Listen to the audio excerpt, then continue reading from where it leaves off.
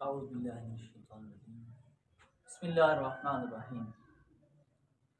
الحمدللہ، اللہ پاک کا کروڑ احسان ہے کہ ہم سب مسلمان ہیں، اور یہ بات آپ تمام احباب جانتے ہوں گے کہ ہر مسلمان مرد و عورت عاقل و بالغ پر نماز فرض ہے۔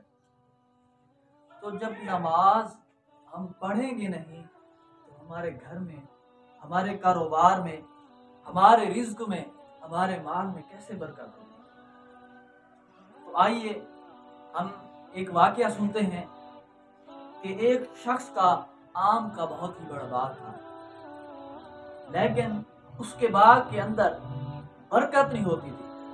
وہ بہت پریشان رہتا تھا، اور اس کے ساتھ ہی ایک چھوٹا سا آم کا باغ تھا جو اس کے آم کی بنسبت، لیکن جو اس کا مالک تھا وہ بہت خوش ہوتا تھا، اس کے باغ کے اندر برکت ہوتی تھی، لیکن اس کا بڑا باغ ہونے کے باوجود بھی یہ پریشان رہتا تھا، اس کے باغ کے اندر برکت نہیں ہوتی تھی۔ تو ایک دن یہ اپنے پیر صاحب کے پاس گیا اور کہا کہ پیر صاحب، میرا ایک آم کا بہت ہی بڑا باغ ہے، لیکن میرے باغ کے اندر کوئی برکت نہیں ہے، تو میں پریشان رہتا ہوں، لیکن میرے ساتھ ہی ایک چھوٹا سا آم کا باغ ہے، لیکن اس باغ کے اندر برکت بہت زیادہ ہے، اور جو اس کا مالک ہے وہ بہت خوش رہتا ہے۔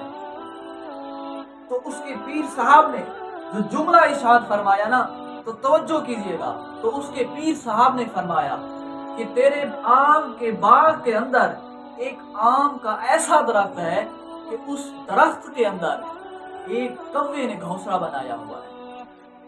اور جب پرندے کوئی گھونسلہ بناتے ہیں تو کوئی بھی چیز ان کو ملے تو وہ لے آتے ہیں، وہ یہ نہیں دیکھتے کہ یہ ہڈی ہے یا کوئی درخت کا کوئی ٹہنی ہے، وہ جو بھی اٹھا کے لے آتے ہیں۔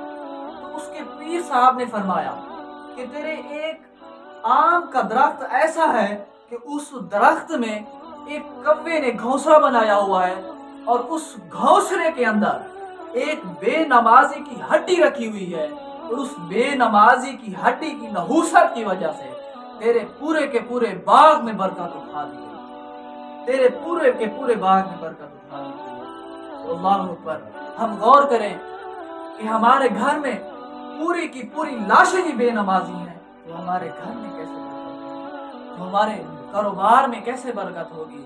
تو میرے میٹھے اور پیارے اسلام بھائیوں، آپ خود بھی نماز پڑھیں اور اپنے بہن بھائیوں کو بھی نماز کا حکم دیں۔